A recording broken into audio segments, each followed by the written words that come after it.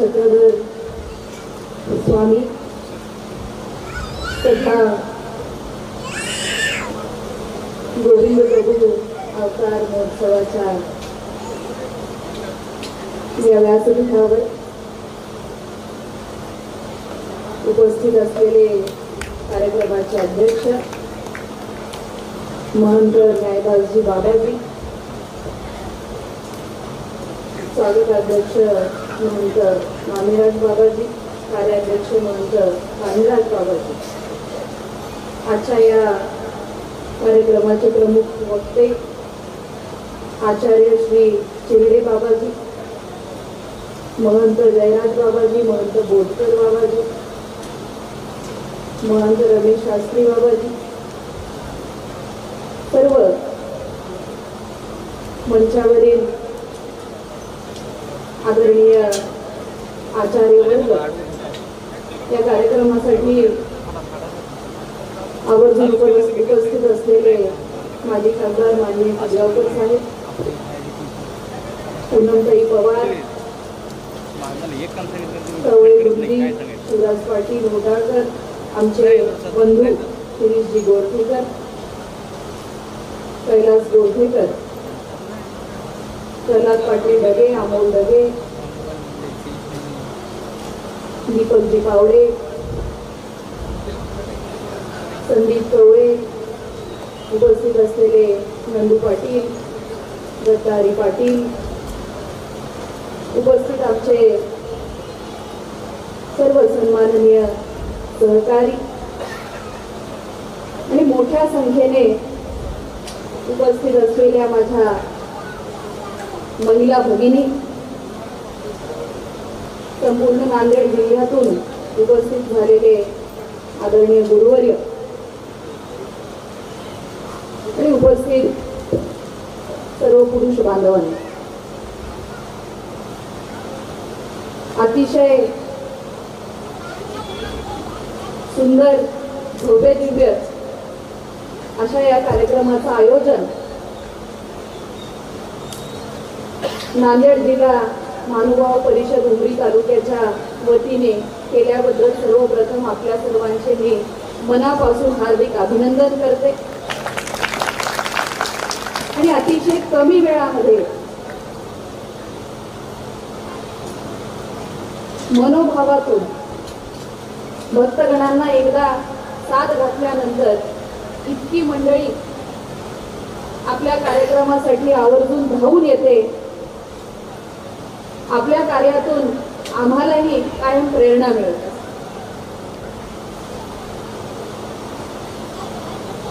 सर्वज्ञ चक्रधर स्वामींच्या अवतार दिनाचा आपण कार्यक्रम साजरा करतो. प्रास्ताविक करताना शास्त्रीबोंनी सांगितलं की गुजरातमध्ये जन्मलेले चक्रधर स्वामी भक्तीच्या ज्ञानाच्या शोधात महाराष्ट्रामध्ये आले. अमरावतीमध्ये ते स्थिरावले आणि जे गोविंद प्रभू त्या काळाचा सारासार विचार आजच्या आमच्या युवा पिढीने सुद्धा केला पाहिजे महाराज, मला आवर्जून वाटतं. कारण ज्या 12व्या-13व्या शतकाच्या काळामध्ये संबंध समाज हा जाती व्यवस्थेच्या विळख्यात अडकलेला होता, वर्ण व्यवस्थेच्या विळख्यात अडकलेला होता.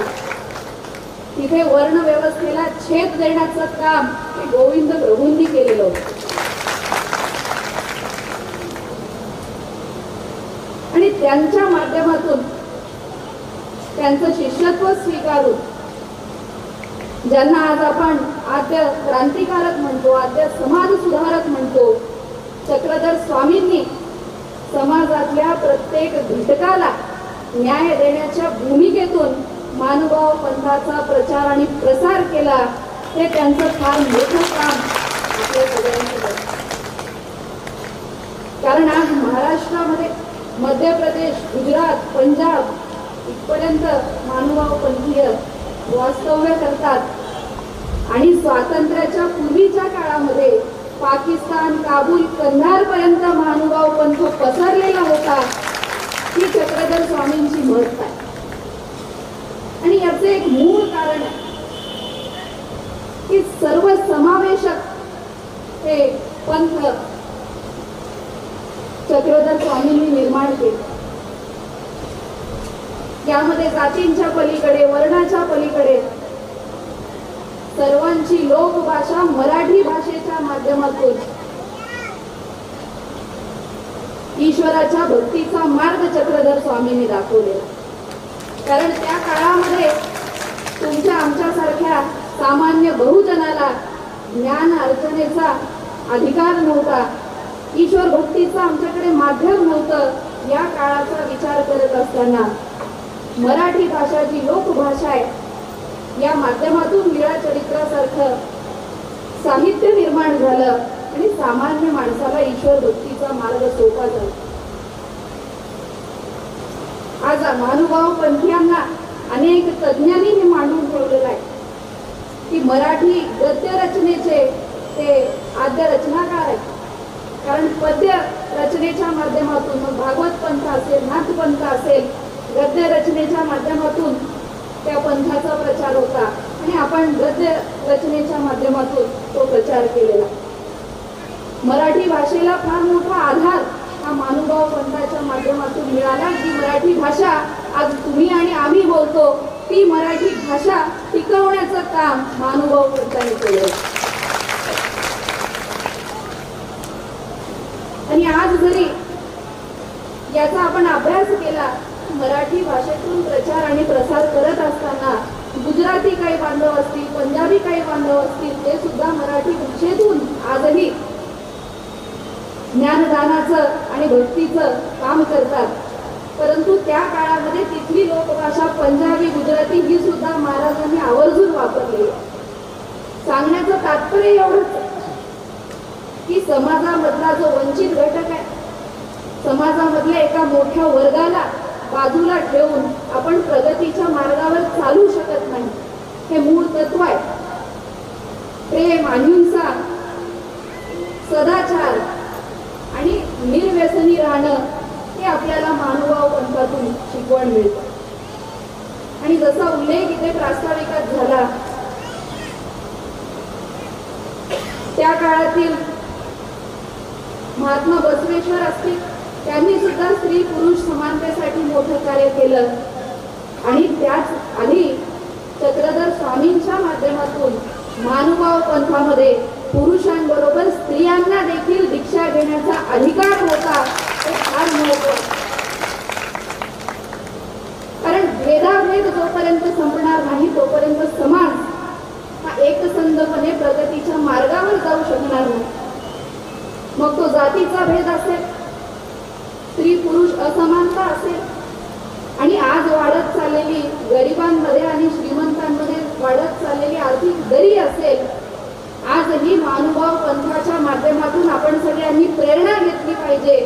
आज आपण या समस्यांच्या ज्या विळख्यात अडकलेलो आहोत, त्यातून सुटण्याचा मार्ग म्हणजे महानुभाव पंथ आहे असं म्हणणं काही वावगं ठरणार नाही.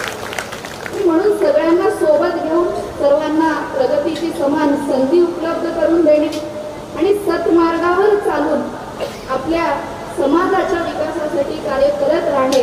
मला वाटतं आजच्या कार्यक्रमातून आपण सर्वांनी गुरुवानांच्या सानिध्यामध्ये ही प्रेरणा घेतली पाहिजे.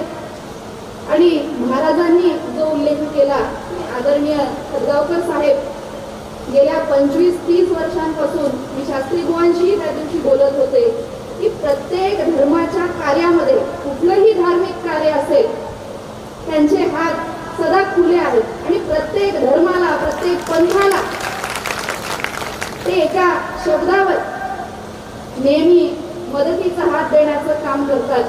कारण एकीकडे सामाजिक कार्य, राजकीय कार्य करत असताना त्यावेळा महानुभाव पंथाला राजाश्रय गुरुवारी मिळालेला नव्हता.